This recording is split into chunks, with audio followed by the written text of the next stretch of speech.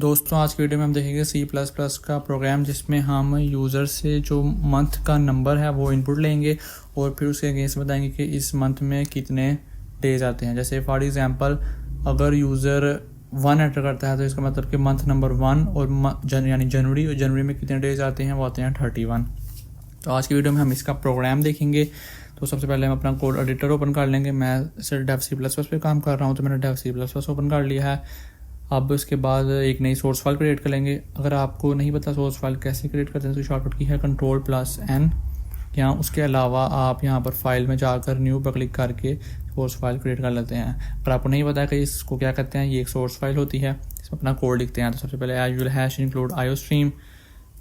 C++ का जो syntax है, अगर आपको ये नहीं पता कि हैश इंक्लूड आईओस्ट्रीम और यूजर नेम स्पेस एसटीडी वगैरह क्या है तो आप मेरी प्रीवियस वीडियो देख सकते हैं, मैंने उसमें डिस्कस किया है इन सब के बारे में। उसके अलावा हम लिखेंगे फिर इंट मेन,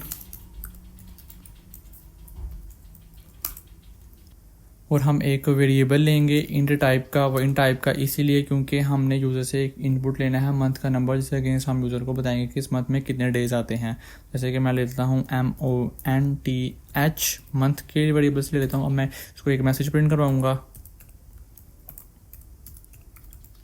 कि एंटर योर मंथ नंबर। मैं सी इन करवाऊँगा इसको। अब आगे करने के दो तरीके हैं। अब ये कि आप तो यहाँ स्विच केस के साथ कर लें, या दूसरा है कि आप इफ़ एल्स के साथ कर लें। अगर आप इफ़ एल्स के साथ करते हैं तो आप 1 बाय 1 कंडीशंस को मैच करवाएंगे, यानी कि if month is equal to 1 2 3 4 इस तरह। लेकिन अगर आप इस तरह करेंगे तो ये कोड आप करना बहुत लंबा हो जाएगा।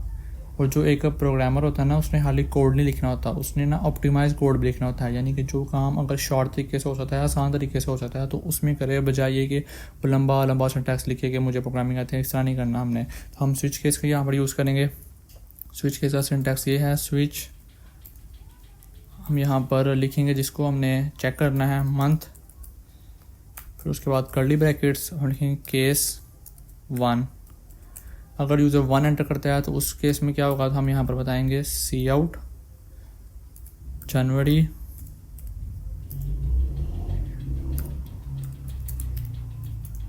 Contain 31 days. ठीक है, फिर हम यहाँ पर ब्रेक लगाएंगे।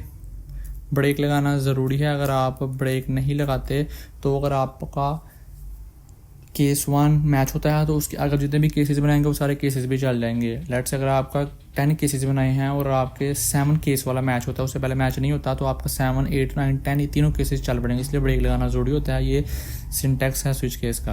अब इसके बाद केस 2 कि अगर यूज़र 2 एंटर करता है तो हमारे पास आ जाएगा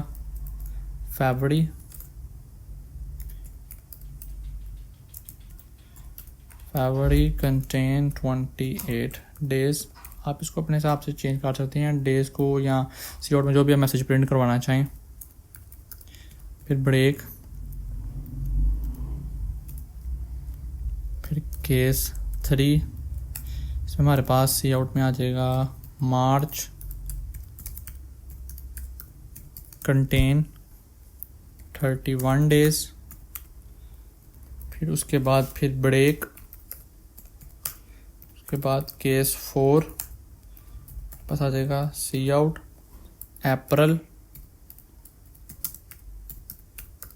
कंटेन 30 डेज। फिर ब्रेक, फिर केस 5, फिर मई कंटेन 31 डेज,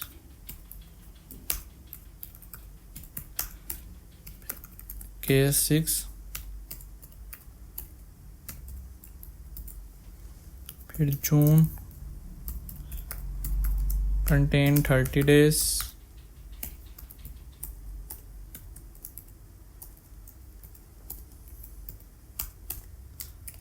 फिर ब्रेक, फिर केस 7। केस 7 में हमारे पास आ जाएगा जुलाई कंटेन 31 डेज।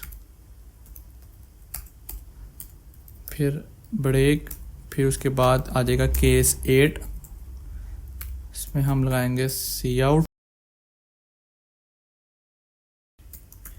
अगस्त कंटेन 30 डेज, इसके बाद लिखेंगे ब्रेक। जैसे कि मैं लिख रहा हूँ कि अगस्त के अंदर इतने डेज आ रहे हैं, अप्रैल के अंदर इतने डेज आ रहे हैं, तो इन सब का प्रोग्राम अपनी मर्जी से बना सकते हैं कि आप अगर कोई बना चाहिए कि इसमें इतने डेज आ रहे हैं, इसमें इतने डेज आ रहे हैं, तो आप वो चेंज कर सकते हैं, अपनी मर्जी है आपकी। तो हम देखेंगे केस 9, इसके अंदर हम देखेंगे सितंबर कंटेन 31 डेज,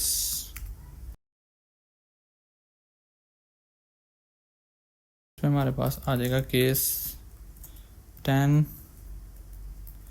फिर आ जाएगा अक्टूबर कंटेन 30 डेज, फिर ब्रेक, ये ब्रेक लगाना ज़रूरी है जैसे मैंने आपको पहले बताया है। फिर केस 11 सी आउट, फिर नवंबर कंटेन 31 डेज, फिर ब्रेक, और फिर केस 12। यहाँ पर ना सेमी कॉलन नहीं आता, यहाँ पर कॉलन लगाएंगे हम हर केस के बाद ना, जैसे कि मैंने 10, 11, 12 लिखा है, उसके बाद कॉलन आता है, सेमी कॉलन नहीं आता। फिर उसके बाद सी आउट, ये हमारा लास्ट है मंथ, दिसंबर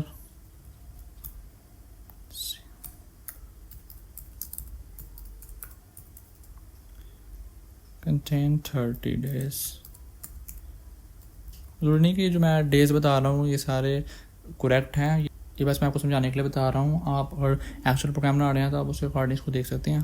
तो उसके बाद पास ब्रेक, एक हमारे पास लास्ट में डिफ़ॉल्ट केस भी होता है। डिफ़ॉल्ट केस में ये होता है कि अगर यूज़र ने इस सब के अलावा कुछ एंटर कर दिया है तो क्या हो, जैसे कि अगर यूज़र ने 1 एंटर किया तो उसको आ जाएगा जनवरी, 2 एंटर किया है तो फरवरी, 3 किया है तो मार्च। अगर यूज़र 99 एंटर कर देता है तो उस केस में क्या होगा, तो हम उस केस में यहाँ पर लिख देंगे कि एंटर रॉन्ग इनपुट या एंटर रॉन्ग मंथ नेम।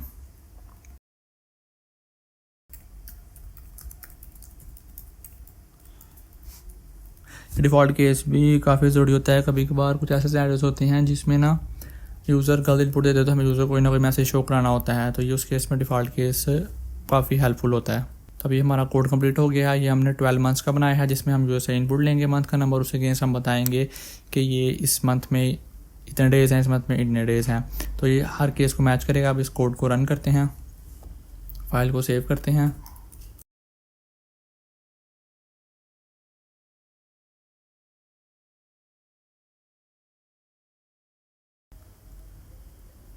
तो हम यहाँ पर कोई भी मंथ नंबर देते हैं, लेट्स से मैं देता हूँ 6, तो ये मुझे बता देगा जून कंटेन 31 डेज़। मैं इस कोड को दोबारा रन करता हूँ, कोई और नंबर दे के देखते हैं 9, तो ये मुझे बता रहा है सितंबर कंटेन 31 डेज़। अब मैं कोई रॉन्ग इनपुट दे के देखता हूँ कि मुझे क्या बताता है। 99, तो आप देख सकते हैं ये मुझे बता रहा है you enter wrong month number. तो इस केस में डिफ़ॉल्ट केस हमारे पास काफ़ी यूज़फुल होता है। ये हमने लिया है यूज़र इनपुट के साथ, आप विदाउट यूज़र इनपुट भी बना सकते हैं, यानी कि आप मंथ नंबर को सेट कर सकते हैं 2। इस तरह अगर आप मंथ नंबर को सेट कर देते हैं 2 पे, तो फिर आप उसको रन करेंगे तो वो ऑटोमेटिकली आपको बता देगा कि फरवरी कंटेन ये। तो आप ना इस तरह ये मंथ नंबर का C++ का प्रोग्राम बना सकते हैं, जिसमें आप यूज़र इनपुट लेंगे और फिर आप उसके अगेंस्ट बताएंगे उसको। तो गाइस मैं उम्मीद करता हूँ आपको ये वीडियो अच्छी लगी होगी। अगर वीडियो अच्छी लगी है तो वीडियो को लाइक कीजिएगा। अगर आपने अभी तक चैनल को सब्सक्राइब नहीं किया तो चैनल को सब्सक्राइब करके बेल के आइकन पर क्लिक कर लीजिएगा, ताकि मेरी आने वाले तमाम वीडियो का नोटिफिकेशन सबसे पहले आप तक पहुँच जाए। दोस्तों के साथ शेयर कीजिएगा। अगर आपका कोई भी क्वेश्चन है तो आप नीचे मुझसे कमेंट सेक्शन में पूछ सकते हैं।